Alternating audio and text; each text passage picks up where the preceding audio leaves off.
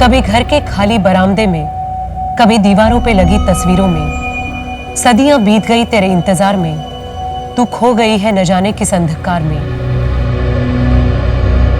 तेरी याद मुझे रुलाती है, पर एक लौ है मेरे अंदर जो मुझे उठाती है।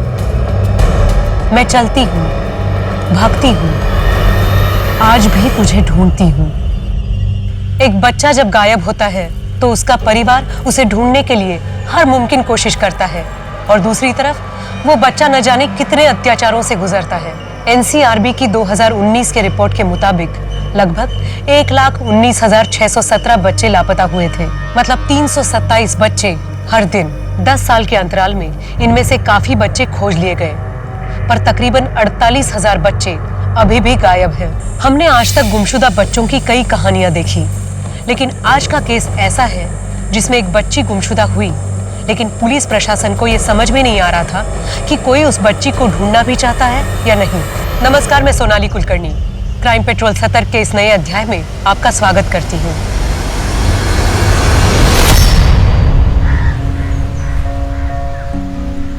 पर मम्मी मुझे नहीं जाना है, और कल तो खुशी का बर्थडे भी है ना, उसने मुझे बुलाया है। दिव्या, सिर्फ एक ही हफ्ते की बात है, तुम खुशी को सॉरी बोल दे। लेकिन मम्मा दिव्या, ये ले बेटा, तेरे लिए नई फ्रॉक। नई फ्रॉक? लेकिन पापा, इतना खर्चा करने की क्या जरूरत थी, और अभी तो पुरानी वाली है ना मेरे पास। अरे पुरानी वाली तू छोड़, उसको पहन के तो बिल्कुल राजकुमारी लगेगी, कोई बोल ही नहीं पाएगा तुझे किसी चीज की कमी है। मैं कह रही हूँ ना, मुझे किसी भी चीज की कमी नहीं है। हो गया तुम दोनों का? अब जाओ, बैग भी पैक हो गया।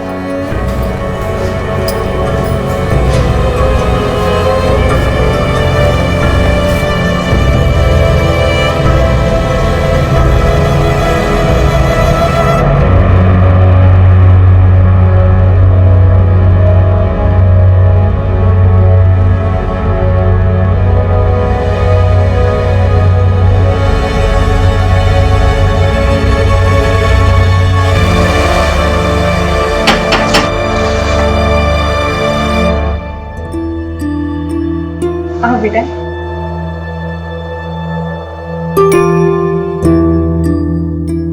अगले मंगलवार को मैं दिव्या को ले आऊंगी। दिव्या, मेरा टाइम पे खाना खाना और टीवी कम देखना। ठीक है। ठीक है? बाय।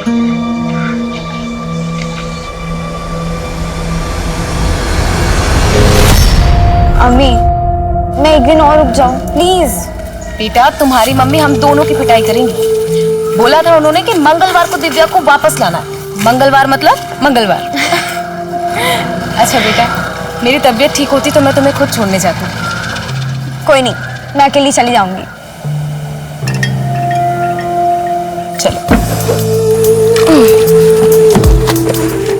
भैया, स्टार्को जंक्शन, घर के ठीक बाहर छोड़िएगा। बाय।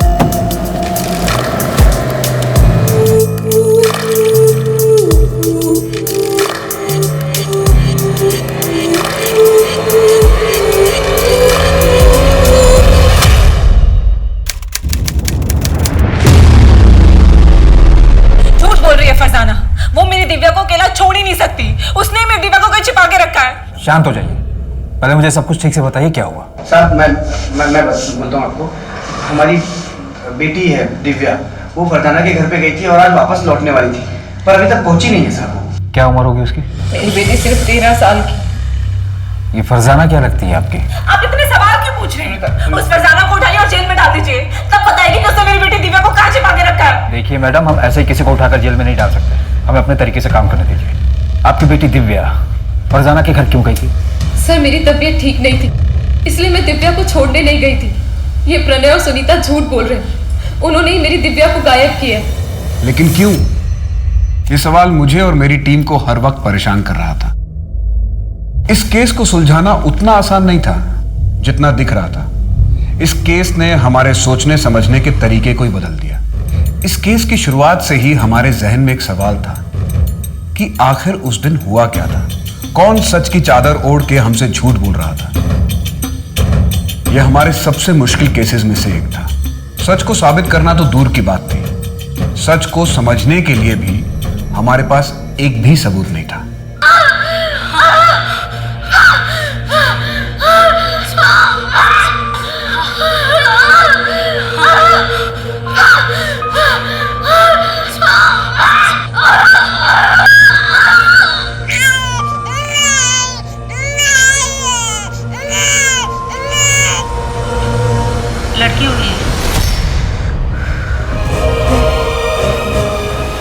और माँ बाप का नाम?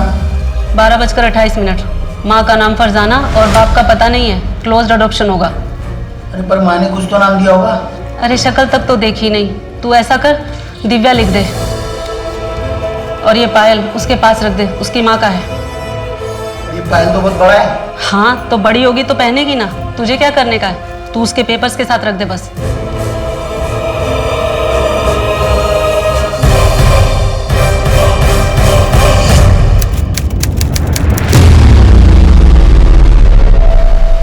देखो बेटा, अच्छा बर्ताव करना। अगर उन लोगों को तुम पसंद आ गई तो तुम्हें एक अच्छा परिवार मिल जाएगा। पसंद आऊंगी तब ना। अरे क्यों नहीं पसंद आओगी? इतनी अच्छी तो हो तुम। अगर मैं अच्छी होती तो मेरे मम्मी पापा मुझे यहाँ क्यों भेजते? देखो दिव्या, ऐसी बात नहीं है, उनकी भी कोई मजबूरी होगी ना। हाँ, मजबूरी होगी।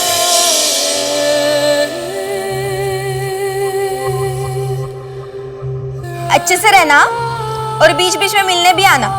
बाय।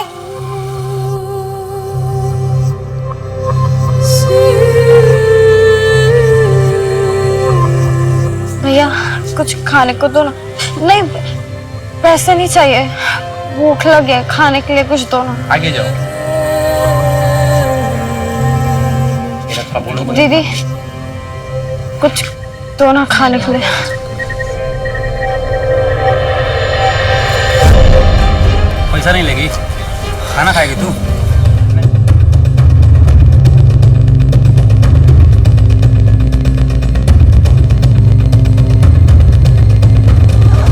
पूरे ऑर्फनेज में सबसे शांत लड़की है दिव्या। एक एनजीओ के साथ मिलकर हम ही ने रेस्क्यू करवाया था। कहाँ से? एक बेगिंग रैकेट था। फेक अडॉप्शन में ट्रैफिक हो गई थी। तो क्या हुआ? अच्छा बैग मुझे। बेटा देखो मैं तुम्हारे लिए क्या लाया हूँ। कलर पेपर, ये स्केच पेन और ये पेंसिल बॉक्स तुम्हारे लिए। रख लो, रख लो बेटा तुम्हारे। दिव्या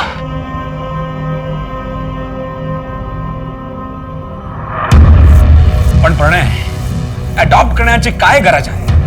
अरे शुभम है ना, इसको तो अपना ही बेटा समझ। पर भाऊ, शुभम तो है ही, एक बच्चा और रहेगा घर में तो सुनीता का भी मन लगा रहेगा। कुछ भी कर, पर एक बात का ध्यान रख, मैं मेरे बेटे का हक किसी और को मारने नहीं दूंगा। हाँ ठीक है, अगर वो तेरा खून होता तो मेरे को कोई फर्क नहीं पड़ता, पर अपनी खानदानी प्रॉपर्टी में मैं किसी और को हिस्सा लेने नहीं दूंगा। ऐसे लोग क्रिमिनल बनते हैं, और ये तो पता नहीं किसका गंदा खून है। ओ भाऊ, ऐसा बोलो नको। हाँ, मैं आपकी इज्जत करता हूँ इसलिए बताने आया था, परमिशन लेने नहीं आया था आपसे। चल सुनीता, लिख तो अभी। एक मिनट प्रणव, भाव क्रिमिनल गंदी परवरिश से बनता है और मैं अपने बच्चे की परवरिश आपकी तरह बिल्कुल नहीं करूंगी। चलो प्रणव। मन तो बेटे का था, पर कोई नहीं, बेटी सही। अच्छा हो हमने बेटी अडॉप्ट की, अब राजीव भाव को कोई दिक्कत नहीं होगी। मैं तो उनकी बात पे इतना गौर मत किया, उनकी बात का कोई सरकार नहीं होता। इसलिए बताओ, दीदी तुम्हारे साथ कुछ फ्री हुई? अभी तो नहीं, थोड़ा वक्त तो लगेगा ना उसको। दीदी का अच्छे से स्कूल में एडमिशन करवा दो, अपनी उम्र के बच्चों के साथ मिलेगी तो जल्दी खुलेगी। अच्छा प्रणय, उसका एडमिशन इंग्लिश मीडियम स्कूल में करवा दे, जहाँ पे वो पाटिल भाई है ना, उनकी बेटी जाती है खुशी, वहां पर। हाँ ठीक है, करवा देंगे। काय सगळे सांग मला, काय सगळे? पिछले 8 महीने से कंपनी में एक भी डील नहीं हुई, फोकट की पगार ले रहा है तू। अब गाली मत दीजिए, मैं कोशिश तो कर रहा हूँ ना। कोशिश कर रहा है बरोबर, पर अपने लिए कोशिश कर रहा है तू। कंपनी के नाम पर जो डील आती है तू अपने नाम पे लेता है। तेरे नाम तो FIR करना चाहिए मुझे। हाँ वो मेरा अलग से काम है, मेरे अपने कॉन्टैक्ट्स हैं। मैंने तेरे को इधर बैठाया, नौकरी पे रखा, तेरे को ट्रेनिंग दी, अभी मेरे को गणित सिखा रहा है तू। गप बस, अभी अपना सामान पैक करो, निकल इधर से।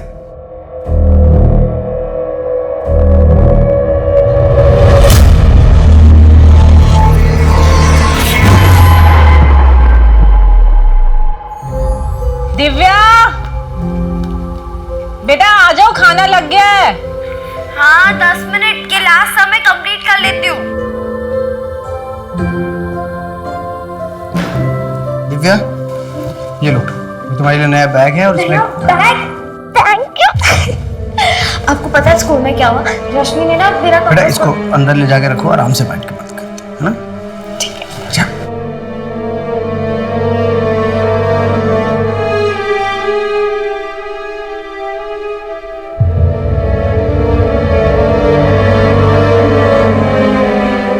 अच्छा, मैं क्या सोच रही थी कि दिव्या का एडमिशन किसी सस्ते स्कूल में करवा दें। उससे क्या होगा? एडमिशन की फीस भी कम होगी और खर्चा भी कम होगा। ये बात तो दिव्या को अडॉप्ट करने से पहले सोचनी चाहिए थी सुनीता। मुझे क्या पता था कि बाद में हालात इतने खराब हो जाएंगे। कोई जरूरत नहीं स्कूल चेंज करने का। मैं कोशिश कर रहा हूँ, कुछ ना कुछ हो जाएगा। और मैं देखते जी। आप सुनीता मात्रे हैं? हाँ जी, बोलिए। दिव्या है क्या? आप कौन? मैं दिव्या की अम्मी।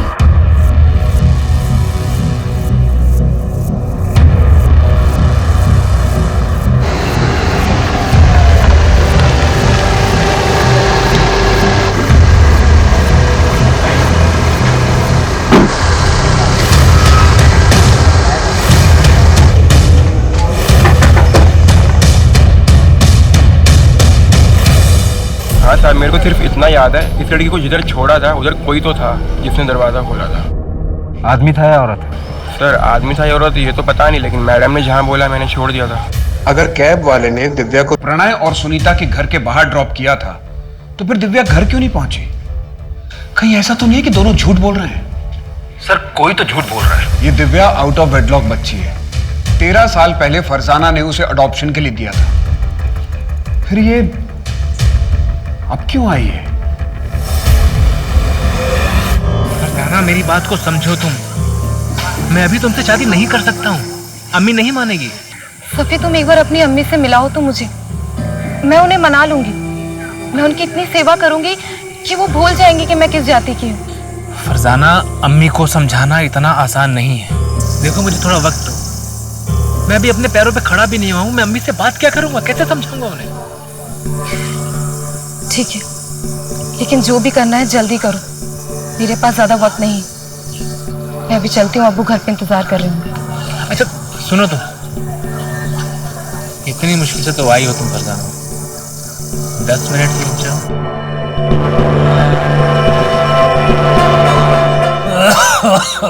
अब्बा, मैं आपके लिए दवाइयाँ ले आई हूँ। चलिए। मुर्तजा फिर से आया था। वो बिना दहेज निकाह करने को तैयार है। उसकी बस एक ही शर्त है कि निकाह के बाद नकाब पहनना होगा। अब्बा, वो होता कौन है शर्त रखने वाला? मुझे निकाह नहीं करना। अब दवाई पीजिए। बहुत डर लग रहा है, पुलिस आएगी तो बाल की खाल निकालेगी। कहीं घबराहट में मुंह से कुछ निकल गया तो क्या करूं? निकल जाऊं क्या? ठीक है।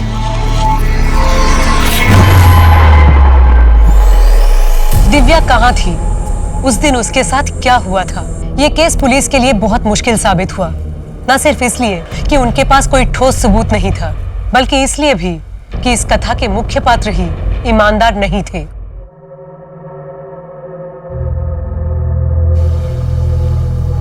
बुरा साया है तुझ पर और वो इतनी आसानी से तेरा पीछा नहीं छोड़ेगी। बुरा साया? तो पापा आप ही बताइए ना, क्या करना होगा मुझे? अरकान करना होगा।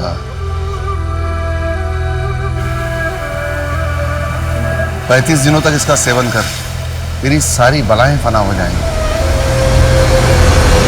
हमारी कैब वाले से बात हुई, उसका कहना है कि उसने दिव्या को आपके घर के बाहर ही छोड़ा था। हो ही नहीं सकता, मैं तो सारा दिन घर पे थी, दिव्या का इंतजार कर रही थी। आप दोनों को किसी पर शक है? नहीं, हमें किसी पर शक नहीं है। और दिव्या को गायब करके किसी को क्या मिलेगा? सर मैं बोल रही हूँ वो फरजाना ही है। उसने ही मेरी बेटी दिव्या को कहीं छिपा के रखा है। अगर फरजाना ने ऐसा किया भी होता तो वो खुद क्यों नहीं गायब हो गई? ताकि साहब उस पर किसी को शक ना हो। और देखिए ना, हो भी वैसा ही रहा। आपको उस पर नहीं, हम पे शक हो रहा है। साहब हम झूठ क्यों बोलेंगे? वो तो हम पता कर लेंगे कौन और क्यों झूठ बोल रहा है।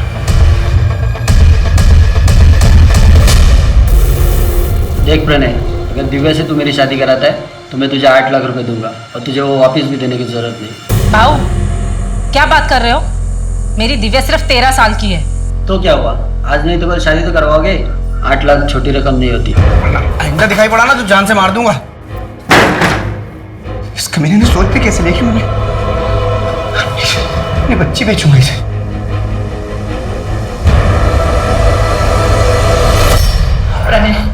प्रणय मुझे मेरी दिव्या चाहिए। हम ऐसा करते हैं, हम फरजाना के घर जाते हैं, उससे बैठकर बात करते हैं, जो भी प्रॉब्लम है ना उसको सुलझाते हैं, लेकिन मुझे मेरी दिव्या चाहिए। दिव्या चाहिए मुझे मेरी।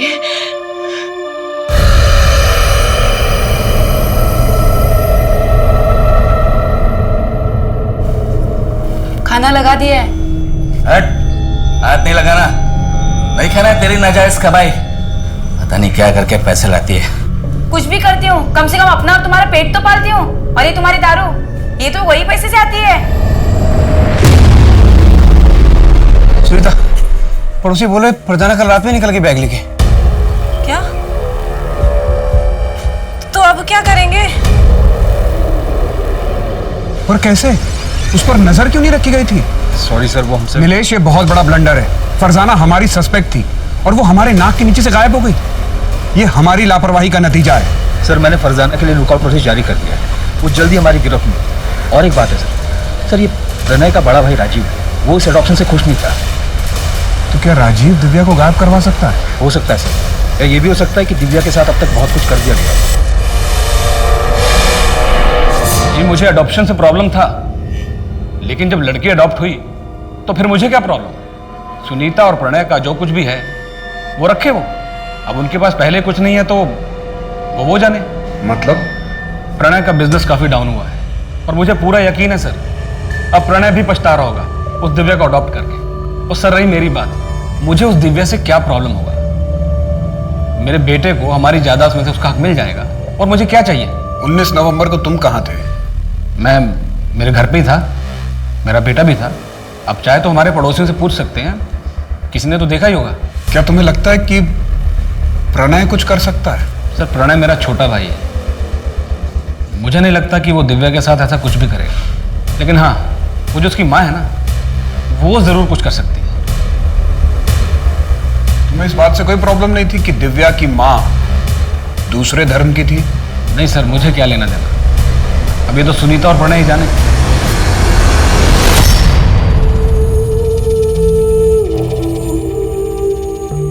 पापा ये देखो मैंने आपके लिए बनाया। Happy father's day.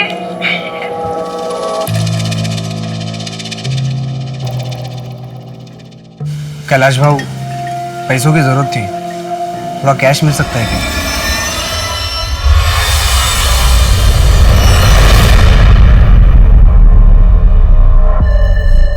कहीं तुमने ही दिव्या को? सुनीता, दिमाग खराब हो गया तुम्हारा? इतना गिरा हुआ इंसान नहीं हो कि पैसों की खातिर अपनी बच्ची को बेच दूं। मेरी मजबूरी मेरी बच्ची से बढ़ के नहीं है। और जितना प्यार तुम करती थी उतना मैं भी करता था दिव्या से। करता था मतलब? मेरी दिव्या भी जिंदा है।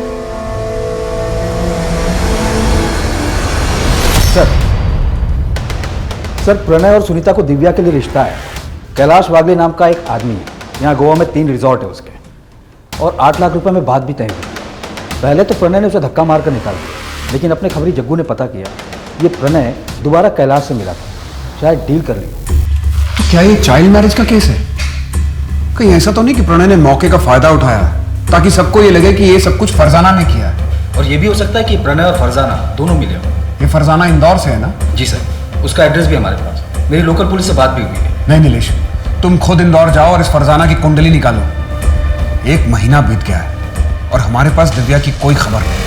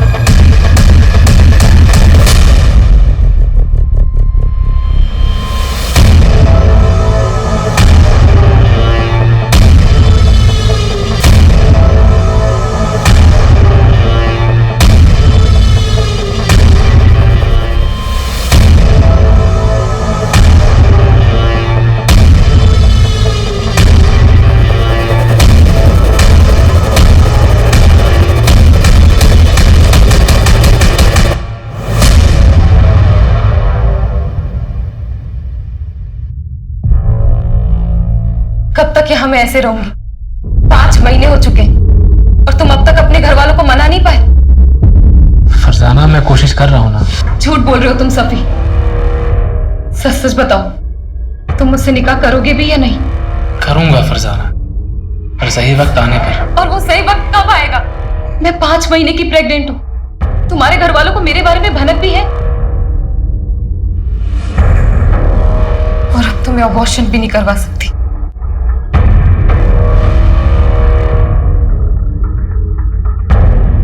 और कब तक यहाँ रहना होगा? फरजाना, जब तक पुलिस मामला रफा दफा नहीं कर देती है तब तक। काश मैं दिव्या के साथ थोड़ा और वक्त गुजार पाती।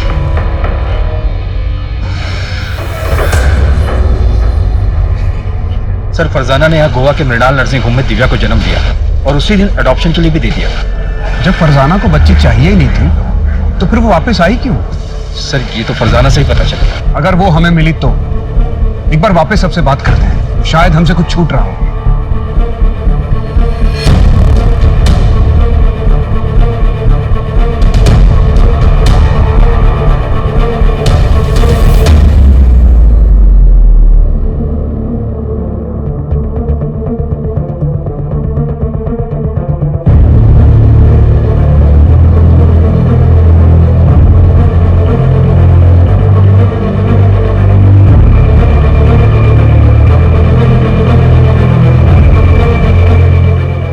कुछ नहीं मिला।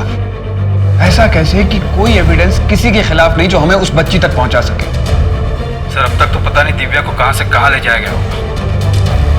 पता नहीं अब तक ये बच्ची जिंदा होगी भी या नहीं।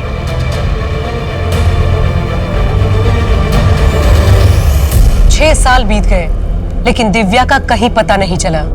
1 साल बाद पुलिस भी दूसरे केसेस में उलझ गई और दिव्या मिसिंग केस फाइलों के नीचे दब गया।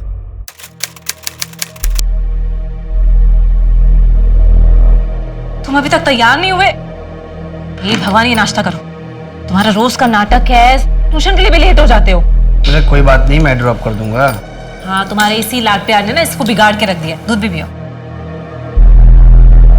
मेरा राजकुमार है ये। तू खा बेटा, आराम से खा। डैडी तुझे ड्रॉप करेंगे आज। दूध भी पियो। आज की सबसे बड़ी खबर, सुप्रीम कोर्ट का फैसला। अब बेटियां भी होंगी अपने पिता की संपत्ति में बराबर की हकदार। इंडिया की हिस्ट्री में एक लैंडमार्क जजमेंट। अब बेटियां भी होंगी अपने पिता की संपत्ति में बराबर की हकदार। मैं मेरे बेटे का हक किसी और को मारने नहीं दूंगा। हाँ ठीक है, अगर वो तेरा खून होता तो मेरे को कोई फर्क नहीं पड़ता। अच्छा, वो हमने बेटी अडॉप्ट की, अब राजीव भाव को कोई दिक्कत नहीं होगी।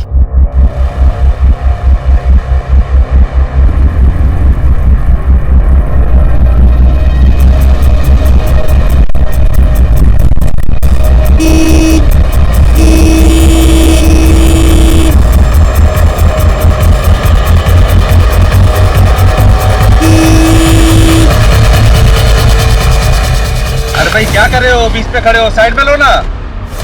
आओ, गाड़ी बंद पड़ गई है बाबू। अरे गाड़ी खराब हो गई है तो साइड में लो ना, बीच में। इंपोर्ट एक्सपोर्ट का बिजनेस है, बड़ा आदमी और पॉलिटिकल कनेक्शन भी बहुत स्ट्रांग थे। तभी ऊपर से प्रेशर आ रहा है। गाड़ी में नेम प्लेट भी नहीं है। कमल, ये स्टिकर देख रहे हो? कॉमन नहीं है। मैंने इस स्टिकर और बाइक की फोटो सर्कुलेट करवा दी। पता करो कि कहाँ प्रिंट हुआ था और किसने करवाया था। विक्टिम के बारे में और कोई डिटेल?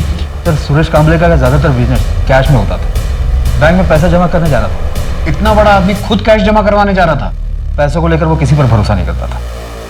फैमिली में और कौन कौन है?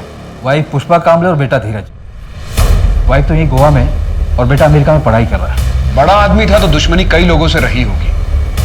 कमल, कहीं ऐसा तो नहीं कि ये रॉबरी हमें गुमराह करने के लिए हो, जबकि असली मोटिव सुरेश को रास्ते से हटाना ही हो? सर, वो एंगल भी हम खंगाल रहे हैं, लेकिन मॉडस ऑपरेंडी जगत सिंह कैसी है? जगत कौन? मुंबई वाला?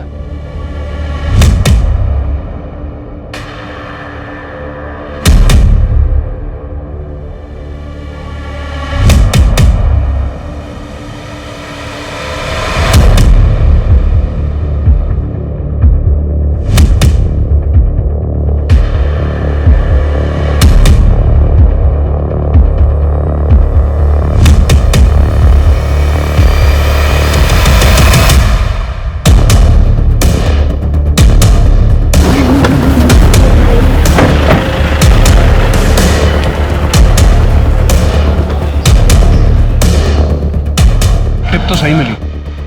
जग्गू को फोन कर। हाँ जग्गू, स्कूटर तो मिल गई है, वो दोनों कहाँ पर है? आप रेस्टोरेंट में आ जाओ, यहाँ दोनों चिल मार रहे हैं।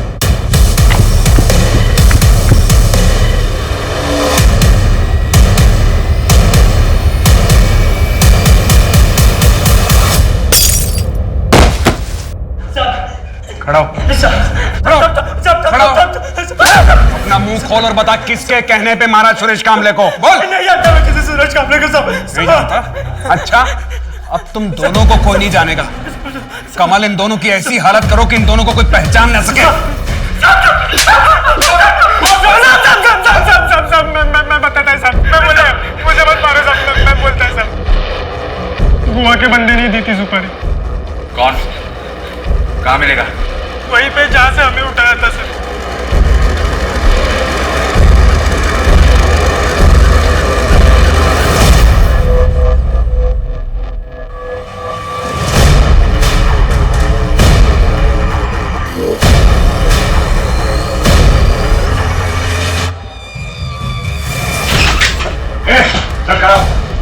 क्या कर रहा?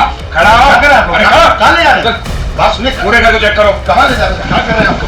कहाँ ले जा रहे? मेरी बात सुनिए।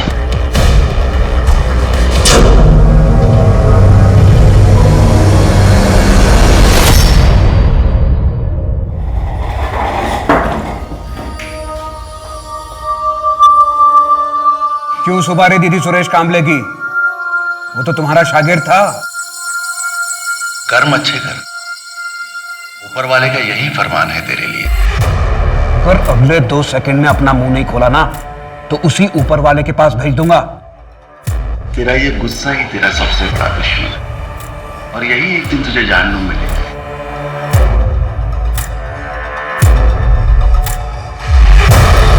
उच्च रक्तचाप की समस्या है तुझे। मैं इंसान को देखकर ही उसकी बीमारी का पता लगा लेता हूं।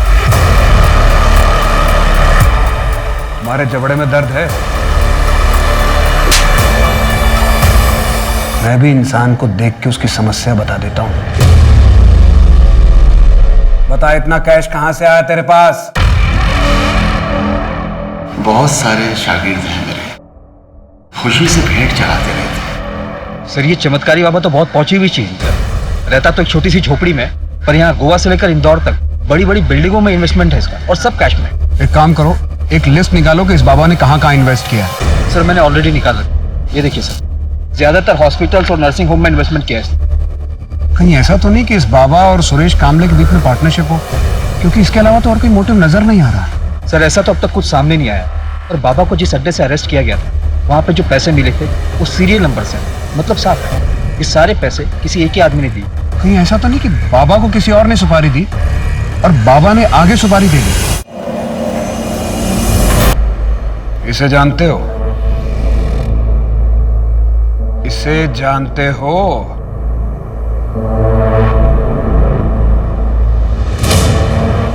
नहीं। इसे मृणाल नर्सिंग होम से अडॉप्ट किया गया था, और इसने इस बच्ची को जन्म दिया था। इसका नाम दिव्या है, 6 साल से गायब है। क्या जानते हो इनके बारे में?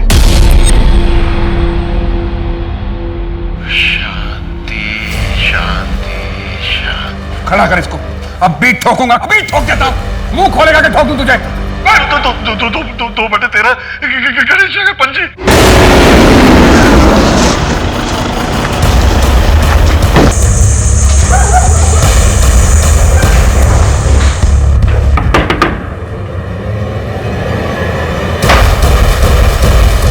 खत्म हुआ चूहे बिल्ली का खेल।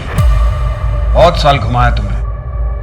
फरजाना, मेरे पास एक प्लान है, सुनो, बैठो, ध्यान से सुनना। हम एक काम करते हैं कि हम ये बच्चा एक अस्पताल में दे देते हैं। क्या बोल रहे हो तुम सफी? मैं अपना बच्चा किसी को नहीं दूंगी। फरजाना, मेरी बात ध्यान से तो सुनो। देखो, एक चमत्कारी बाबा की वजह से मुझे एक अस्पताल के बारे में पता पड़ा है। हम ये बच्चा वहां दे सकते हैं, वही बच्चा रख लेंगे, और डिलीवरी होने तक तुम भी वहां रह सकती हो। हम जब निकाह कर लेंगे फिर ये बच्चा वापस ले लेंगे। और ना ही मेरा सफ़ी से कभी निकाह हुआ, और ना ही मैं अपनी बच्ची को ले पाई। फिर मुझे पता चला कि सफ़ी को HIV है। मैंने अपना टेस्ट करवाया तो मैं भी पॉजिटिव आई। मौत को इतने करीब से देखने के बाद मेरे अंदर की ममता जाग गई। सोचा बची कुची जिंदगी अपनी बच्ची के साथ गुजार पाऊं, पर दिव्या आप कहाँ हैं? क्या? क्या वो जिंदा है? मैं तो सोच रही थी कि वो उन दोनों के साथ खुश है।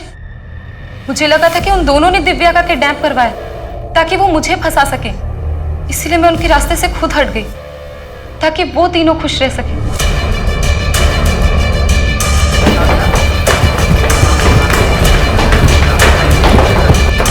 पूरे नर्सिंग होम को सर्च करो। अगर और फोर्स की जरूरत है तो और फोर्स मंगा लो। मुझे इस नर्सिंग होम का पूरा कच्चा चिट्ठा चाहिए। यहाँ कौन काम करता था, करता है, यहाँ पर किस किस की ईंट लगी है, सब। जी सर, लेकिन सर हम किस बेस पर इन्वेस्टिगेशन कर रहे हैं? इस नर्सिंग होम में कुछ तो है नीलेश। ये सिर्फ एक कोइंसिडेंस नहीं हो सकता। सर ये देखिए सारी फाइल में क्या क्या है।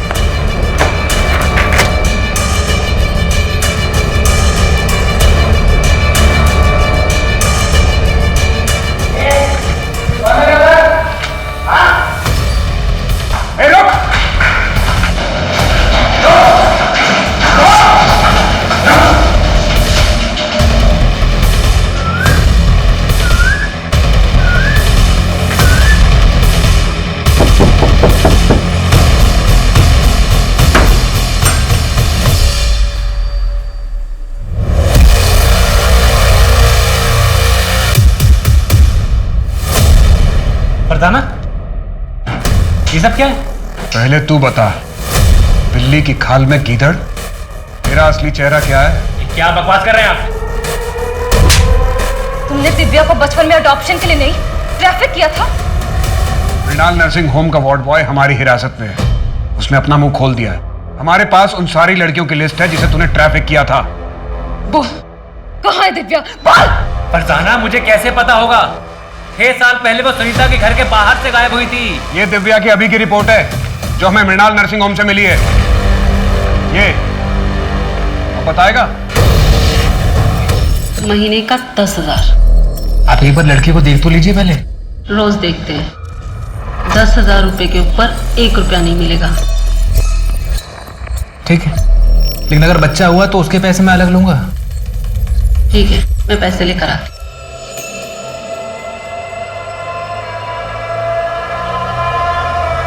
इसका नाम गौरी है। जाओ। दिव्या मुझे कभी नहीं चाहिए थी। वो अनचाही बच्ची थी। मैं बस फरजाना के साथ रहना चाहता था, लेकिन फरजाना को दिव्या चाहिए थी। इसलिए मैंने एक ऐसा रास्ता निकाला जिससे मेरे पास पैसे भी आ गए और दिव्या से छुटकारा भी मिल गया। तो जैसा खुदगर्ज इंसान मैंने आज तक नहीं देखा, जिसने अपने फायदे के लिए अपनी बेटी को एक नहीं 2 बार दलदल में धकेला। उसे एक अच्छा घर मिल गया था ना, लेकिन तूने उससे वो भी छीन लिया। सर, मैं आपको लेके चलता हूँ जहाँ पर बच्ची को रखते हैं। लेके चलता हूँ।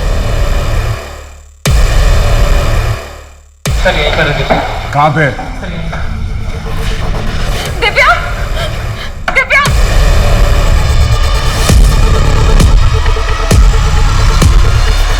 दिव्या मेरी बच्ची। बोल मेरी दिव्या कहाँ है? बोल, मैं देखो जान से मार दूंगी तुमको। बोल मेरी दिव्या कहाँ है? यही थी दिव्या, यही रखा था मैंने। सर मैं सच कह रहा हूँ। Divya!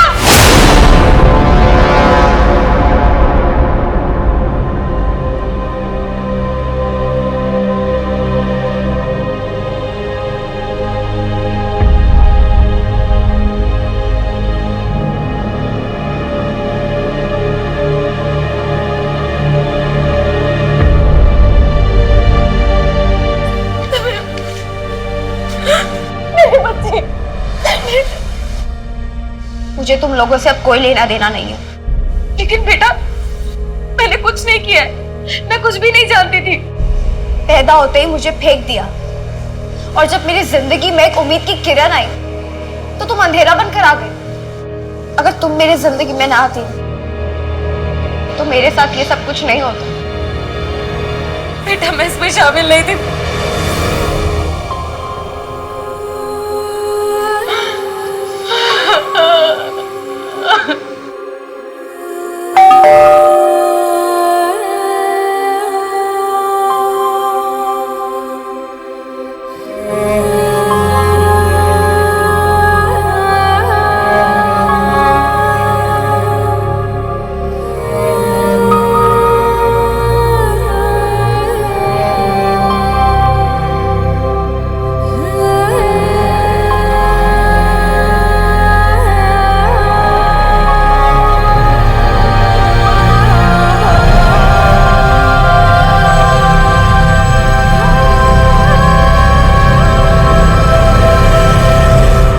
Sir Mrinal nursing home को सील कर दिया गया।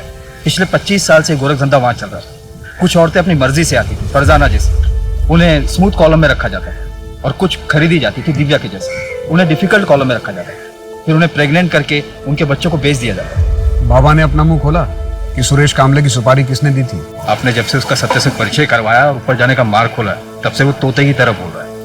उसने बताया कि सुरेश की सुपारी उसके बेटे धीरज ने दी थी अमेरिका से। सर मैंने अमेरिकन एम्बेसी में बात की और प्रत्यार्पण के लिए भी रिक्वेस्ट डाली। नीलेश, इस दुनिया में कैसे कैसे लोग हैं।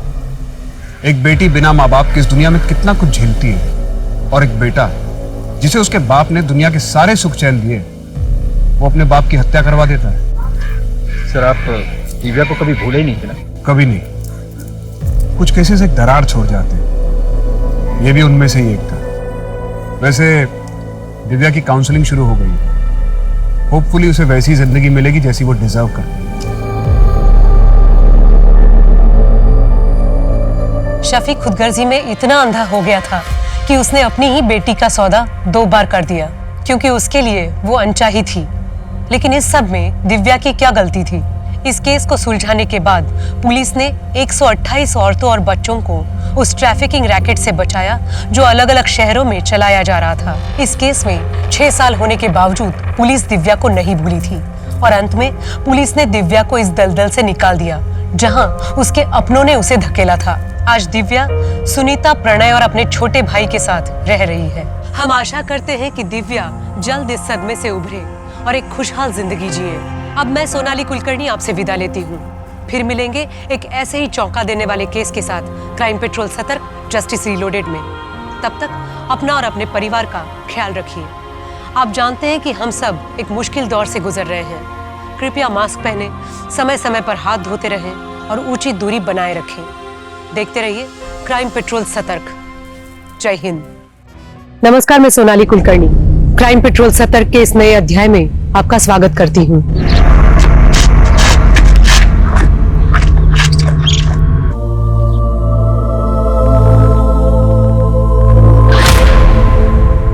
सपने जब आते हैं तो पहले ये डिस्क्लेमर नहीं आता कि सपनों में दिखने वाली घटना काल्पनिक है, लेकिन वो मासूम लापता बच्ची एक ऐसी कहानी बयां कर रही थी जिसे सुन के ये लग रहा था कि वो शायद किसी सपने में जी रही थी। कहने को तो पल भर में जिंदगियां बदल जाती है, लेकिन ये पल पल मरती एक मासूम की ऐसी कहानी है जिसका सफरनामा किसी कल्पना से भी कम नहीं था।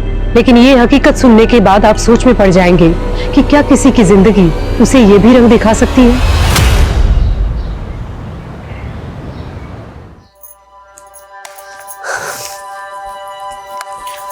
माँ, ये लिपस्टिक पाउडर भी रख दे। ला ला। तू तो मुझे बोलती थी माँ मैं तुझे छोड़कर कहीं नहीं जाऊंगी, अब तुरंत तैयार हो गई। माँ, मन तो मेरा भी नहीं कर रहा, पर मेरा करियर वो मुझे बड़े स्कूल में पढ़ना है ना, तो चंदू का स्कूल है ना। हे बाबा, कितनी बार बोला है उनका नाम मत लिया कर। सॉरी गलती हो गई।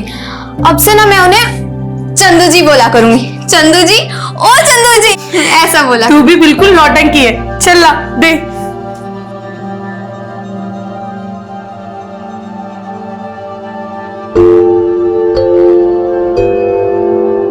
बड़ी सुंदर लग रही हो। आप इस घर की रौनक लेकर जा रहे हो। बचपन में इससे कोई गलती हो जाए तो। ऐसी बातें कर रहे हैं आप। इसके बचपन से तो हमारे घर की रौनक बढ़ने वाली है। सही बात है। ये बात त्रिलोकी की बिल्कुल चिंता मत करो, वो हमारे घर में बहुत खुश रहेगी। हैं? ये बात क्या लो। चलो भाई साहब।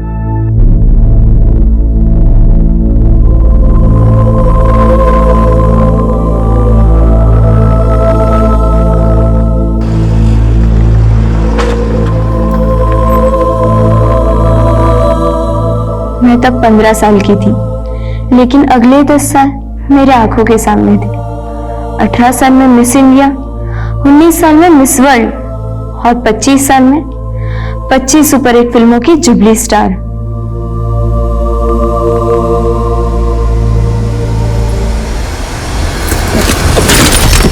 भैया गाड़ी क्यों रोक दी?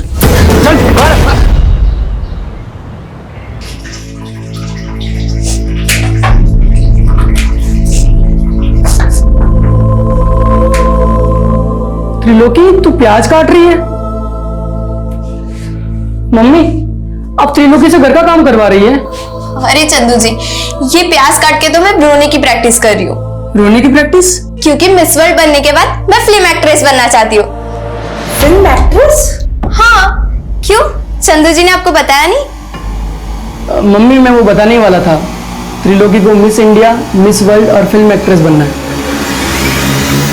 पूछ क्या गो बरबर राज के दिमाग में ये कोई एक्ट्रेस फैक्ट्रेस ना पड़ेगी, कोई स्कूल भी स्कूल ना जाएगी। ये आज से तेरी अम्मा के घर के काम में हाथ बटावेगी। तो आप मुझे नौकरानी बना के लाए? ऐसे तेवर छोरी, एक बात गांठ बांध के रख ले, आज से तू वही करेगी जो हम चाहते हैं।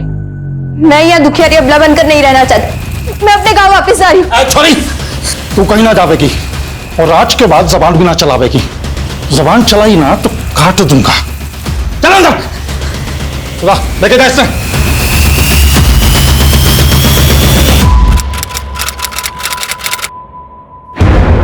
कैसी बात कर रहे हैं मोहन जी? त्रिलोकी यहाँ क्यों आएगी, वो भी इस वक्त? दोपहर से कुछ पता ना चल रहा, समझ नहीं आ रहा कहाँ गायब होगी। अरे ऐसे कैसे गायब हो सकती है त्रिलोकी?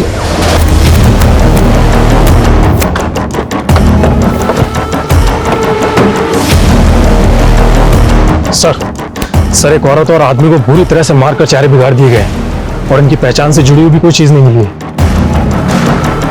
आसपास पता करो, शायद इनकी पहचान की कोई लीड मिले। सर, रोड के नजदीक झाड़ियों में एक बैग पड़ा है। ये रहा सर। सर, इस बैग में तो औरत और आदमी कपड़े ही हैं। सर, ये बुक है।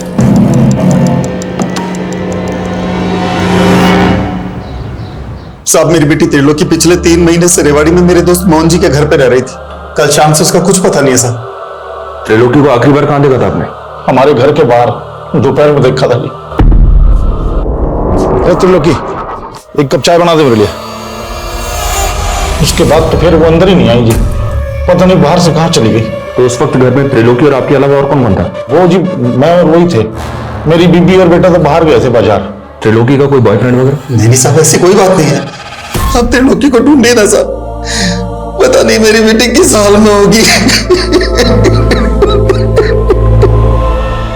इस किताब का नाम है, जिसके उर्दू में मायने हैं खत्म, मतलब दी and.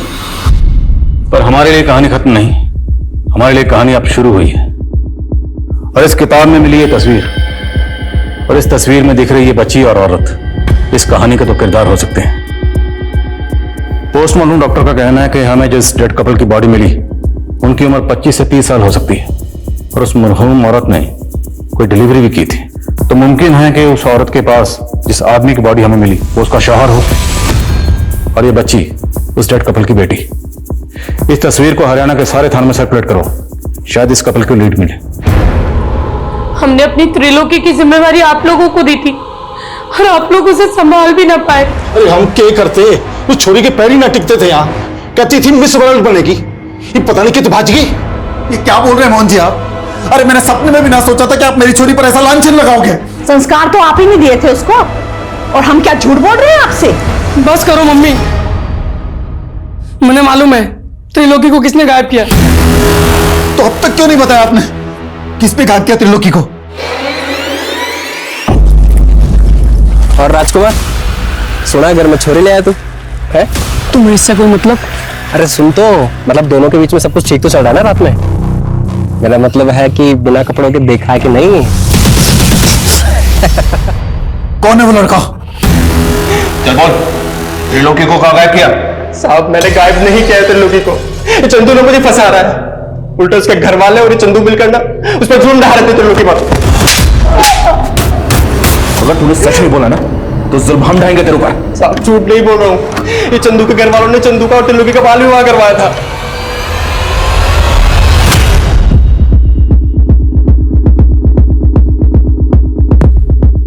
number you have called is currently switched off. Please try again later. Thank you. Sir, हमने पूरे हरियाणा में इस औरत और बच्चे का फोटो सर्कुलेट कर दिया है, लेकिन ना तो इस औरत और बच्चे के बारे में कोई लीड मिली है और ना ही उस डेड कपल की पहचान का कोई क्लू मिल रहा है। तो इनकी तस्वीर को पूरे इंडिया के थानों में सर्कुलेट करवाओ, क्योंकि जिस किताब में ये तस्वीर मिली है ये किताब 30 साल पहले बैन हो चुकी है, क्योंकि इसका जो कंटेंट है वो कट्टरपंथी को बढ़ावा देता है। इसकी पब्लिशिंग 30 साल पहले बंद हो चुकी है। ये देखो, इसमें स्टैंप लगी है, शायद इससे कुछ मदद मिले। सर ये तो किसी लाइब्रेरी के स्टैंप जैसी लग रही है और काफी धुंधली पड़ चुकी है। यस, पता लगाओ 30 साल पहले बैन हुई ये किताब किस लाइब्रेरी से किस शख्स को इशू हुई। और ये देखो, इस किताब में ये कुछ वर्ड्स भी लिखे हैं। ये दोनों कोई कोड वर्ड हो सकते हैं, इसलिए हमें इंटेलिजेंस क्रिप्टोग्राफर के जरिए इन्हें जल्द से जल्द डिकोड करवाना होगा, क्योंकि ये किसी टेररिस्ट एक्टिविटी के लिए इंस्ट्रक्शंस हो सकती हैं। और इस किताब में ये नंबर भी है, इस नंबर की डिटेल निकलो। बेग साहब, आप कहां उस लफंगे की बात पे भरोसा कर रहे हैं? झूठ बोल रहा है वो। आप दोनों के खानदानों में कई पीढ़ियों से बाल विवाह होता रहा है। आप लोगों के मोहल्ले वालों से बात की हमने, रिश्तेदारों से भी बात की, आपसे भी पूछ रहे हैं। त्रिलोकी और चंदू का बाल विवाह हुआ था ना? देखिए साहब, हम चाहते थे कि चंदू और त्रिलोकी की शादी हो, पर उनके बालिग होने के बाद अभी तो त्रिलोकी यहाँ सिर्फ पढ़ने आई थी। लेकिन त्रिलोकी यहाँ किसी स्कूल में नहीं जाती थी। साहब, आप सवाल जवाब में समय क्यों बर्बाद कर रहे हैं? आप मेरी बेटी को ढूंढ दीजिए ना। वो तो हम ढूंढ ही रहे, पर हमें यह भी तो पता चले कि आखिर उसके साथ क्राइम हुआ क्या था। चंदू, सच सच बताना, तुम्हारी और त्रिलोकी की शादी हुई थी ना?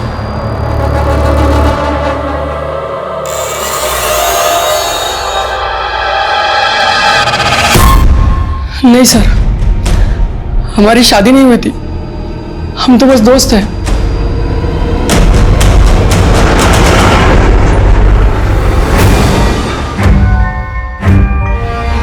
सर, जिस लाइब्रेरी से इशू की गई थी उस लाइब्रेरी के बारे में अभी तक तो कुछ पता नहीं चल पा रहा है। लेकिन सर, इस बुक में जो फोन नंबर लिखा हुआ है वो फोन नंबर गुरुग्राम के डॉक्टर व्योमकेश के नाम से रजिस्टर्ड है। और सर, ये व्योमकेश नेचुरोपैथी के डॉक्टर है।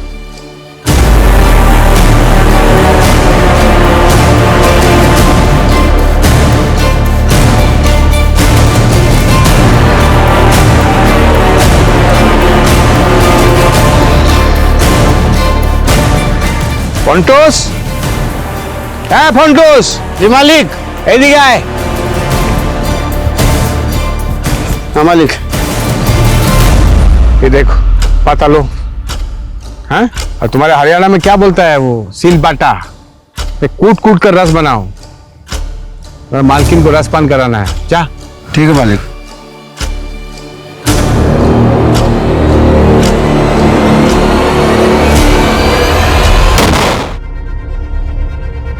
ये डार्लिंग, तुमको आज बुखार है और तुम यहाँ बैठकर इतना सच समझ रही है?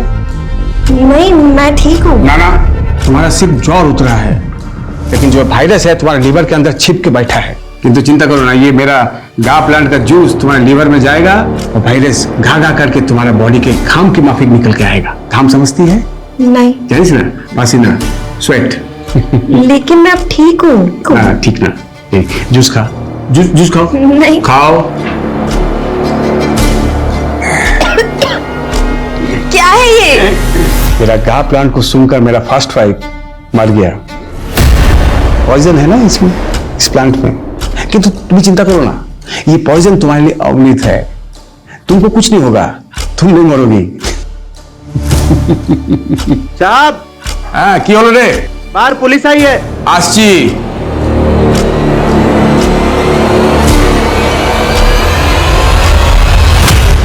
ना, ऐसा किसी औरत और बच्ची को नहीं जानता मैं। देखिए, हमें मर्डर सीन पे एक किताब मिली, उस किताब में एक फोन नंबर लिखा हुआ था और हमें पता चला कि फोन नंबर आपका है। देखिए सर, ये मेरा ओल्ड नंबर है। एक जोशी ने कहा कि ये मेरे लिए अनलकी है, तो 6 मास पहले बंद कर दिया था मैं। लेकिन डॉक्टर व्योमकेश, नंबर तो आपका ही है ना? मैं एक फेमस डॉक्टर हूँ, देश विदेश में मेरा पेशेंट है। हाँ, अब किसी किताब में मेरा नाम और नंबर है तो इसमें मेरा क्या दोष है? डॉक्टर, वो कोई मामूली किताब नहीं, 30 साल पहले बैन हो चुकी, क्योंकि वो किताब कट्टरपंथी को बढ़ावा देती है। इसलिए जो हमें डेड बॉडी मिली है, हो सकता है उसके कत्ल में आपका कोई पेशेंट इन्वॉल्व हो। जितने पेशेंट आपके अभी तक हुए हैं, हमें सबकी डिटेल चाहिए। लाखों पेशेंट है मेरा, किस किस का डिटेल्स दूंगा मैं? I can not help you sir. You can. Sir एक minute. Sir, Rewari Mahendragarh road पे आईडी चीफ गौतम सोलंकी की कार में ब्लास्ट हुआ है और कहा जा रहा है कि टेररिस्ट अटैक है।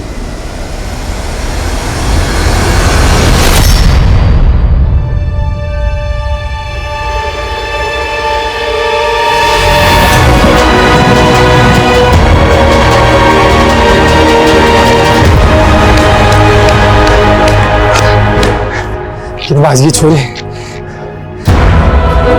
अच्छा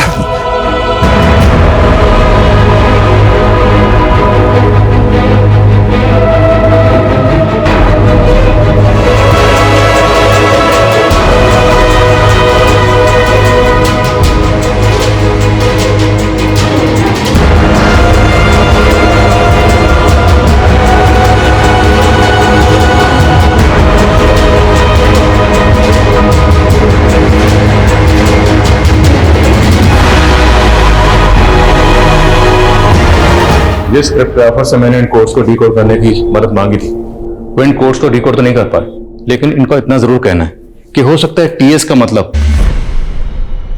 जो इस किताब का टाइटल है, तो शायद ये कोई ऐसी इंस्ट्रक्शन हो ट्रेंड होती हो। सर, इस बुक पे जो स्टैंप है उस पर JNT विजिबल है, और जब मैंने मालूम किया तो पता चला कि दिल्ली में एक जनता लाइब्रेरी है। हो सकता है ये बुक वहीं से इशू की गई। वीर, पता करो दिल्ली में ये लाइब्रेरी कहाँ है।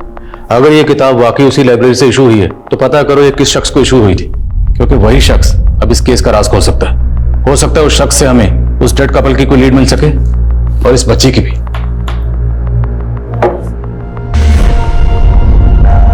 समीर जी, प्रिया और उमंग की कुंडली का मिलान तो हो गया, बस अब ये दोनों एक दूसरे को पसंद कर लें तो फिर हम आगे की बात करते हैं। जैसा आप ठीक समझे।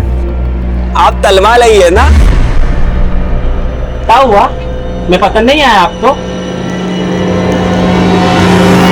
त्रिलोकी हमें रेवाड़ी महेंद्रगढ़ रोड पे मिली थी। एक आदमी ने इसका वीडियो बनाया था और उस वीडियो को सर्कुलेट किया। उस वीडियो को जब हमने देखा तो हमें इसके बारे में पता चला। मैं एक टाइम मशीन में बैठी थी और फिर खो गई। उस वीडियो में ये जिस तरह से बात कर रही है ऐसा लग रहा है कि जैसे इसकी दिमागी हालत ठीक नहीं है। और हमने जब इसको बताया कि इसके पेरेंट्स ने आत्महत्या कर ली है तो ये एकदम से खामोश हो गई। ये 3 महीने कहाँ थी ये वो बताया इसने? जी नहीं, ये कुछ भी नहीं बता पा रही है। लेकिन हमने जब इसका मेडिकल टेस्ट करवाया तो पता चला कि पिछले कई महीनों से इसे नशे के इंजेक्शन दिए जा रहे थे और लगातार इसके साथ बलात्कार किया जा रहा था। बलात्कार? जी हाँ। त्रिलोकी ये भी नहीं बता पा रही है कि इसके साथ बलात्कार कौन कर रहा था। चाइल्ड काउंसलर की हेल्प से हम त्रिलोकी से दोबारा बात करेंगे। तब तक आप लोग इसे संभालिए, क्योंकि इसके पेरेंट्स के अलावा एक आप ही हैं जिसे हम इसकी कस्टडी दे सकते हैं।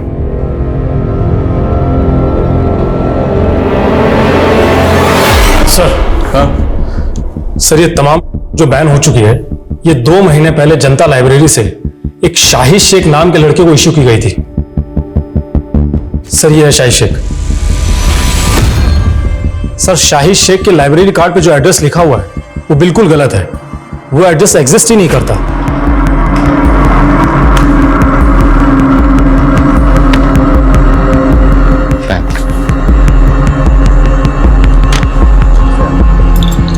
Thank you. इस शाहिद शेख के लिए लुकआउट नोटिस जारी करो। हो सकता है किसी कट्टरपंथी गिरोह से जुड़ा हो। Sir. Veer Veer Veer hold on. तुमने बताया कि उसने ये किताब जनता लाइब्रेरी से 2 महीने पहले इशू करवाई थी। हाँ सर। लेकिन इस किताब पे ये जो नंबर लिखा है डॉक्टर व्योमकेश का, तो उनका तो कहना है कि उन्होंने ये नंबर 6 महीने पहले बंद कर दिया था। सर, डॉक्टर व्योमकेश बिल्कुल झूठ बोल रहा है। पोस्टमार्टम रिपोर्ट के मुताबिक डेड कपल की मौत 20 मार्च को हुई थी और डॉक्टर व्योमकेश का वो नंबर 20 मार्च तक एक्टिव था। तो डॉक्टर के कॉल रिकॉर्ड में शाहिद और डेड कपल ये इस औरत से जुड़ा का नंबर? नहीं सर, लेकिन सर इसके CDR में कई फेक आईडीज के नंबर हैं।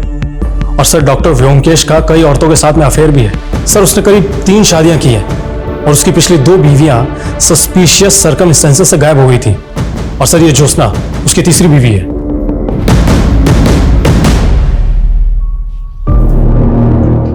मेरा फर्स्ट वाइफ ने मुझे बददुआ दिया कि मेरा अंग भंग हो जाए, और मेरा सेकंड वाइफ का मरते ही मेरा लंगड़ा हो गया। बट नेवर माइंड, आज मेरे पास तुम्हारे जैसा ब्यूटीफुल वाइफ है। आज हमारा मैरिज का फर्स्ट एनिवर्सरी है। Happy anniversary darling. Thank you. Let's celebrate. Come dance with me.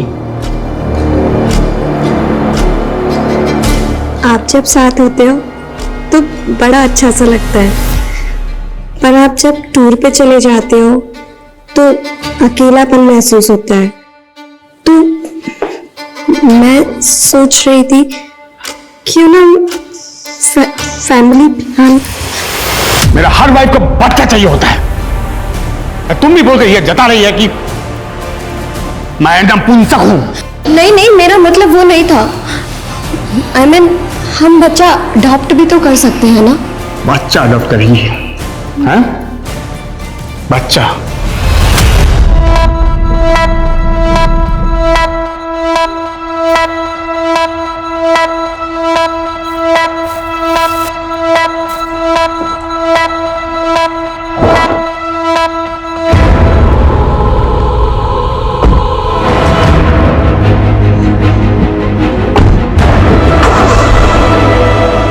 यातनाओं के कुछ पल भी लंबे काल की तरह होते हैं और त्रिलोकी तो 3 महीनों से कभी खत्म ना होने वाली पीड़ाओं को सह रही थी। मिस इंडिया और मिस वर्ल्ड बनने के उसके सपने तो अब धूमिल से गए थे, लेकिन उसके अंदर जलती लौ में क्या अब भी कोई चिंगारी बची थी? कहते जिंदगी अगर जहर हो तो हम जहर का घूंट पी पी कर भी यही सोचते हैं कि शायद एक दिन हमारे नसीब में अमृत का प्याला होगा। लेकिन त्रिलोकी के नसीब में अब क्या था? मौत या एक और जहर भरी जिंदगी?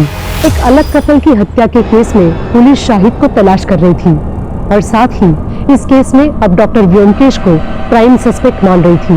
लेकिन उस किताब में मिली उस फोटो में दिख रही उस औरत और बच्ची का इस केस से क्या वास्ता था? बोलिए, चुप क्यों है आप? कहाँ है डॉक्टर व्योमकेश? सर वो तो आज सुबह ही दिल्ली चले गए, कल सुबह तक वापस आ जाएंगे। ये चोट कैसे लगी आपको? क्या सर मैं आपसे अकेले में बात कर सकती हूँ? Yes sir. ये देखिए सर, वो आदमी मुझे रोज मारता है जानवरों की तरह। आप रोइए मत, मैं उसके खिलाफ घरेलू हिंसा का केस बना देता हूँ। आप गवाही देंगी? नहीं सर, अगर मैंने ऐसा किया तो वो अपनी पिछली 2 बीवियों की तरह मुझे भी मार डालेगा। What? उसने अपनी बीवियों को? जी सर। आपके पास कोई सबूत है इसका? नहीं सर, लेकिन जब से मैंने उससे शादी की है मुझे ये तो मालूम हो गया कि वो आदमी अच्छा नहीं है। इस आदमी को और इस औरत को क्या डॉक्टर व्योमकेश के साथ में कभी देखा था आपने? नहीं सर, कभी देखा तो नहीं है, लेकिन मैं आपको इन लोगों के बारे में पता करके बता सकती हूँ। अच्छा, एक काम कीजिए, आप मेरा पर्सनल नंबर ले लीजिए और आपको कुछ भी प्रॉब्लम हो आप मुझे फोन कीजिएगा। सर हम मानते हैं उस कार ब्लास्ट के बाद मीडिया में एक केस और भी हाईलाइट हो गया, लेकिन सर मेरा यकीन मानिए हम इस केस को जरूर सॉल्व करेंगे। बस हमें थोड़ा सा वक्त दीजिए सर। और जी सर, जय हिंद।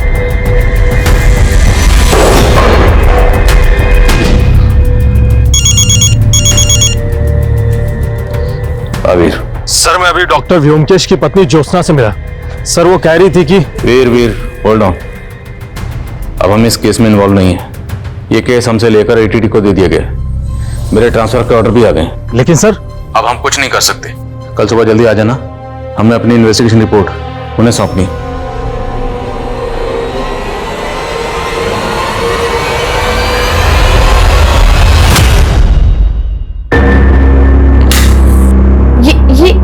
ये क्या कर रहे हैं आप?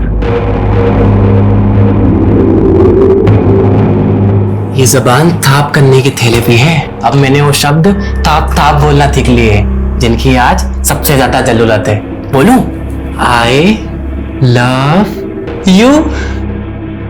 अब तुम अपने समूह से वो ताप के जहर को मार दो जितने मुझे तोतला किया। सर प्लीज मुझे बचा लीजिए सर। सर मुझे भी मार डालेगा सर, और उसने व्योमकेश को। व्योमकेश को मार दिया? किसने मार दिया और कौन है वो?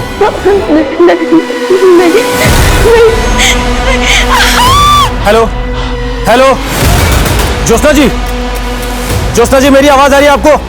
हेलो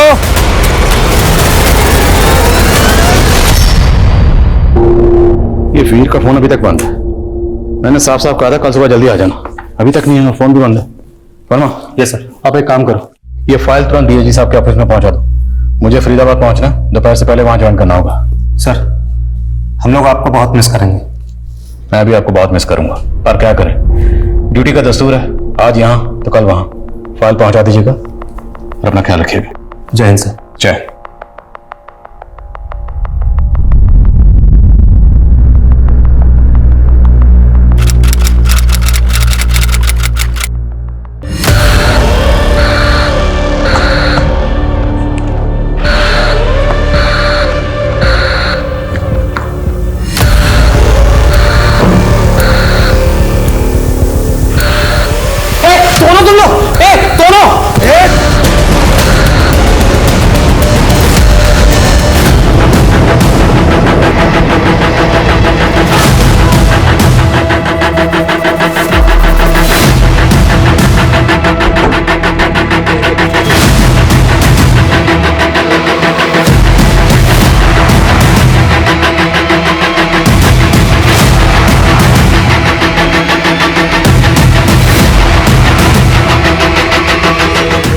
सर, घर के आसपास कोई सीसीटीवी नहीं मिला है, ना ही कोई ऐसा विटनेस मिला है जिसने किसी सस्पिशियस आदमी को घर में आते जाते देखा।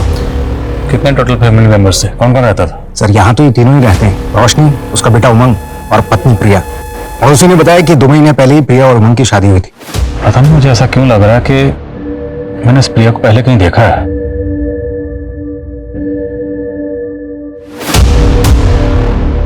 जय हिंद नादिन सर, क्या बात है, आपने इतने सालों बाद याद किया। Okay sir.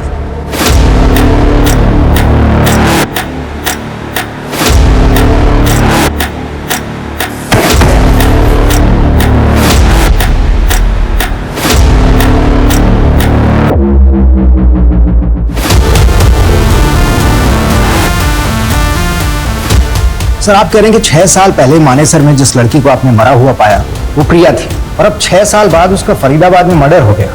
अरे मेरा इंट्यूशन तो यही कह रहा है। दरअसल 6 साल पहले हमें जिस कपल की डेड बॉडीज मिली थी उनके चेहरे बुरी तरह से बिगड़े हुए थे, इसलिए उनकी पहचान पता करने में हमें थोड़ा वक्त लग रहा था। हालांकि उस केस को सॉल्व करने में हम जी जान से लगे हुए थे, और जिन क्रिमिनल्स ने आईडी चीफ की कार में ब्लास्ट किया था ATT ने उन्हें अरेस्ट कर लिया था, लेकिन उन क्रिमिनल्स का उस डेड कपल के कत्ल से कोई ताल्लुक नहीं मिला था, और ये 6 साल पुराना केस अभी भी अनसॉल्व्ड है। सर, डॉक्टर का कहना है कि मौत के वक्त प्रिया की उम्र 18 से 20 साल होगी, इस लिहाज से तो 6 साल पहले वो 12 से 14 साल की बच्ची होगी। तो फिर इसकी शक्ल प्रिया से क्यों मिल रही है? क्या ये महज इत्तेफाक है? प्रिया की फैमिली के बारे में कुछ पता चला? अभी तक तो नहीं सर, हम कोशिश कर रहे हैं। इस तस्वीर में जो बच्ची थी इसकी शिनाख्त पर उस वक्त हमने ज्यादा जोर नहीं दिया, और वो शाहिद जिसने जनता लाइब्रेरी से ये किताब इशू करवाई थी वो भी कभी पकड़ा नहीं गया। उसके बाद डॉक्टर व्योमकेश का गायब होना, उसकी बीवी ज्योत्सना का गायब होना, और मेरे कलीग PSI वीर का गायब होना, ये सब कुछ मुझे अटपटा लग रहा था। इसलिए मैंने DIG साहब से इस केस को रीओपन करने की परमिशन मांगी। मुझे पूरा यकीन है कि इन दोनों केसेस का आपस में कोई ना कोई ताल्लुक जरूर है।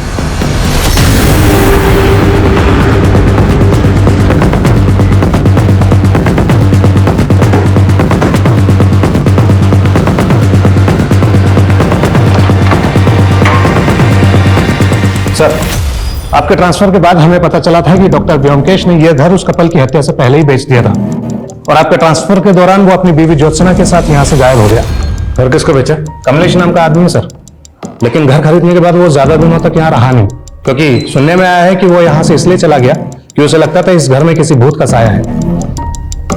बुलाओ इस कमलेश को पुलिस स्टेशन। Yes sir. हाँ मनीष। सर, मैंने उमंग के रिश्तेदारों से मालूम किया, लेकिन रंजिश का कोई एंगल नहीं मिल रहा है। हो सकता है लूट के इरादे से ये हत्या की गई हो, या फिर किसी और मकसद को लूट की शक्ल दी गई। प्रिया की फैमिली का कुछ पता चला? उमंग के रिश्तेदारों से उमंग और प्रिया की शादी के कुछ फोटोज मिले हैं, उसमें प्रिया का बाप भी है। उसका नाम सोमेश है, लेकिन वो कहाँ है और उसका कॉन्टेक्ट नंबर क्या है ये किसी को नहीं पता। फैमिली की CDR आने वाली है, शायद जल्दी कुछ पता चले। तो यार, उसके ससुराल वालों के इतने ब्रूटल मर्डर हुए, सोमेश को आना चाहिए था, लेकिन ये नहीं आया। ये सोमेश मुझे कुछ डाउटफुल लग रहा है, इसकी बैकग्राउंड खंगालो। साहब, बड़ी नेगेटिव एनर्जी वाला घर था वो। मेरे पंडित ने कहा वहां अकाल मृत्यु हुई है, इसलिए भूत का साया है। मैं तो बहुत पछता रहा हूं साहब उस घर को खरीद कर। कब से ढूंढ रहा हूं डॉक्टर व्योमकेश को। तो उस डील के बाद डॉक्टर व्योमकेश कभी नहीं मिला तुझे? नहीं साहब, लेकिन जब हम वहां रह रहे थे तो एक बच्ची डॉक्टर ब्योमकेश की पत्नी ज्योत्सना के बारे में पूछने आती थी। ये वो बच्ची थी? नहीं साहब, कोई और ही बच्ची थी। मैंने उसको कई बार बोला ज्योत्सना अब यहाँ नहीं रहती, लेकिन वो बार बार आती रहती थी। बच्ची आती कहाँ से थी? उसका नाम, एड्रेस कुछ तो पता होगा? नहीं साहब, एड्रेस तो नहीं है, लेकिन हाँ वो अपना नाम मधु बताती थी और गोल्डन पब्लिक स्कूल की यूनिफॉर्म पहने रहती थी। मधु, गोल्डन पब्लिक स्कूल। कमलेश का बयान ये अंदेशा दे रहा था कि डॉक्टर व्योमकेश के घर में कुछ ठीक नहीं था, लिहाजा पुलिस ने जल्द ही उस घर की छानबीन की और उन्हें व्योमकेश द्वारा उगाए गए प्लांट्स के नीचे 4 नरकंकाल मिले। पुलिस को 6 साल पहले ये भनक थी कि व्योमकेश की 2 बीवियां रहस्यमय तरीके से गायब हो गई थी। पुलिस अब ये अनुमान लगा रही थी कि 4 में से 2 कंकाल व्योमकेश की उन 2 बीवियों के होंगे और बाकी 2 शायद सब इंस्पेक्टर वीर और व्योमकेश की तीसरी पत्नी ज्योत्सना के। तो क्या इन सब के कत्ल व्योमकेश ने किए थे? अगर ऐसा था तो वो कहाँ गायब था? सर, जब मैंने मानी सर के गोल्डन पब्लिक स्कूल में पता किया तो पता चला कि 6 साल पहले वहाँ मधु नाम की एक स्टूडेंट पढ़ा करती थी। वो स्लम में रहने वाली एक अनाथ थी और उसका एडमिशन ज्योत्सना ने करवाया था। ये मधु आप कहाँ? सर, अचानक से इस बच्ची ने स्कूल आना बंद कर दिया। अब उसके बारे में कोई इन्फॉर्मेशन नहीं है, लेकिन स्कूल रिकॉर्ड्स में मुझे इस बच्ची की फोटो दिखी, जिसकी फोटो आपने किताब में देखी थी। ये मधु की क्लासमेट थी और सर इसकी माँ का भी फोटो दिखा, जिसकी शक्ल इस औरत से बहुत मिलती है। ये सर अगला फोटो उसी का है। स्कूल रिकॉर्ड में इस औरत और बच्ची का नाम क्या मेंशन? सर, औरत का नाम सुनिधि और बच्ची का नाम पार्वती। पार्वती? पार्वती? एक बार को अगर हम मान लें कि प्रिया ही पार्वती है, क्योंकि बच्ची बड़ी होकर अपनी माँ जैसी दिख सकती है, तो शायद उमंग की बीवी प्रिया पार्वती हो सकती है। 6 साल पहले हमें जिस कपल की डेड बॉडी मिली थी, उनका डीएनए प्रिजर्व किया गया था। उस मरहूम औरत के डीएनए से प्रिया का डीएनए मैच करके देखो। और मधु इस वक्त 18-19 साल की होगी। पता लगाओ मधु कहाँ। सब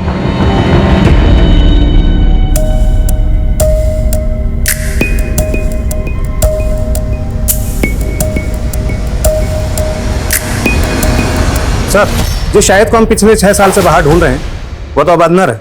अंदर है? Yes sir. जब 6 साल पहले हमने क्रिमिनल डाटा चेक किए थे तब शाहिद का कोई भी क्रिमिनल रिकॉर्ड नहीं था, लेकिन अब पिछले 4 सालों से वो रोहतक की जेल में एक स्मगलिंग के केस में कैद है। साहब, ये बहुत चालू औरत थी। मैं एक पिम्प के जरिए इससे 1 नाइट स्टैंड के लिए मिला था और मुझे उससे प्यार हो गया साहब। मैंने अपनी लाइफ में सिर्फ 2 नंबर के काम किए, इसलिए सेटल होना चाहता था साहब, इसलिए इससे शादी कर ली। लेकिन साहब, इसने अपने लोगों के साथ मिलकर के मुझे ही लूट लिया था।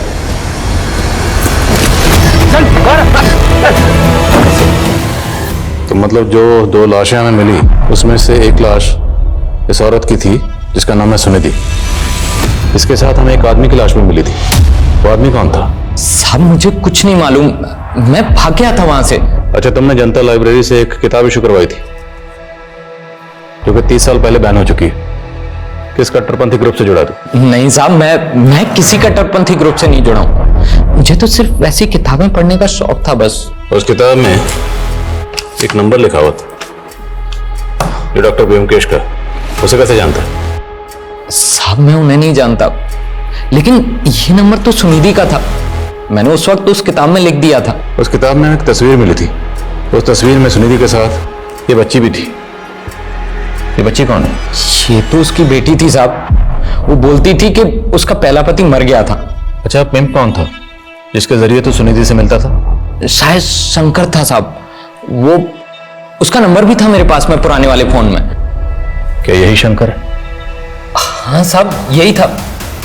मुझे याद है साहब, यही था।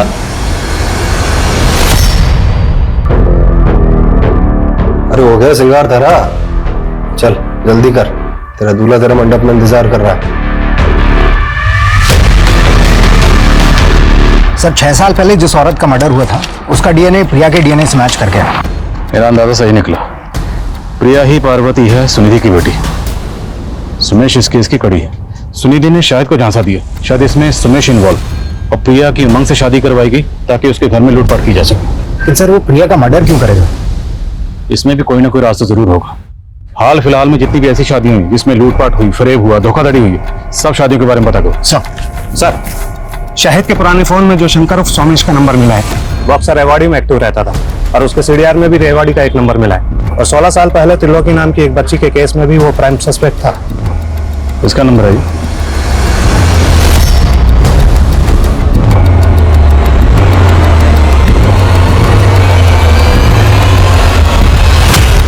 बोलिए कौन?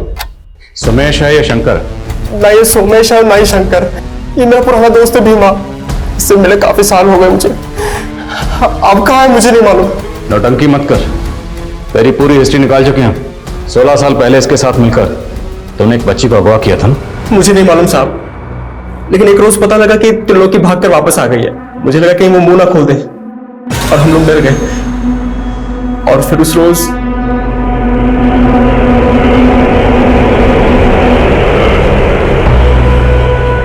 जिसने उस बच्ची को वहां पर अकेला छोड़ा था, वो शख्स कौन था? त्रिलोकी के पति चंदू के माँ बाप। उन्होंने त्रिलोकी और चंदू का बाल विवाह करवाया था। मत देना सर, पिछले हफ्ते 7 जुलाई को सोनीपत के एक मैरिज गार्डन में एक शादी हुई थी। घंटू खबरी ने बताया कि वहां पर सोमेश को देखा गया था। वहां उसने अपनी एक और बेटी की शादी की थी। दूल्हे की फैमिली वहीं सोनीपत में रहती है।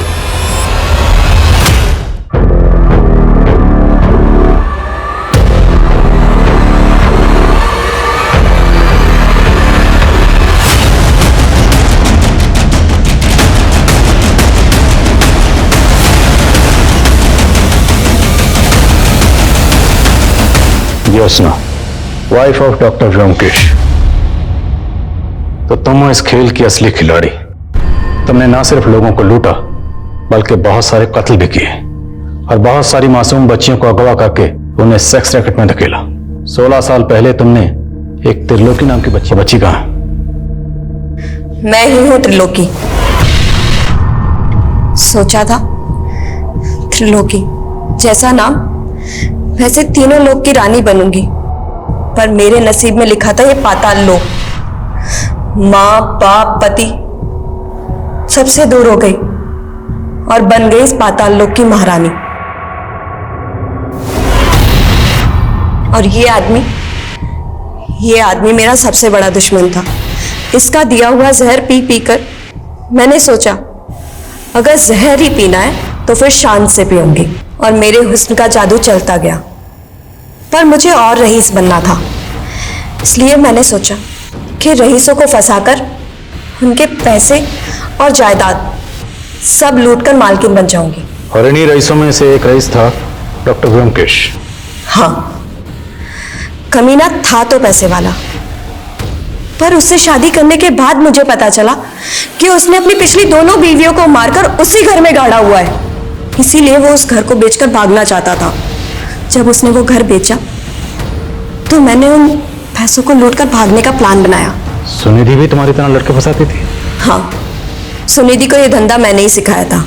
व्योमकेश का पुराना सिम कार्ड मैंने ही सुनिधि को इस्तेमाल करने के लिए दिया था। हमें डर था कि उनकी पहचान से हम लोग फंस ना जाए, इसलिए उनको मारने के बाद उनकी बेटी प्रिया को अपने साथ ले आए। और वो अनाथ बच्ची मधु, उसे भी इसलिए पढ़ा रहे थे। तो बच्ची कहाँ है? ये मधु।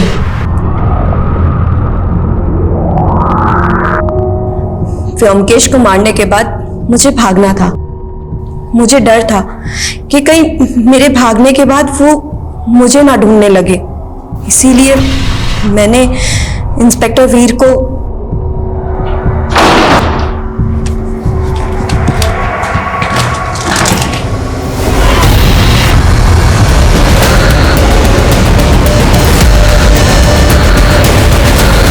लेकिन प्रिया, वो तो तुम्हारे लिए काम करती थी ना, तो उमंग की फैमिली के साथ साथ उसे क्यों मारा?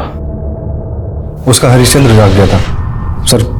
उमंग के साथ शादी करने के बाद कहने लगी कि मैं तुम्हारे साथ काम नहीं करना चाहती, और सर धमकी देने लग गई कि अगर मुझसे जबरदस्ती की तो मैं सब कुछ पुलिस को बता दूंगी।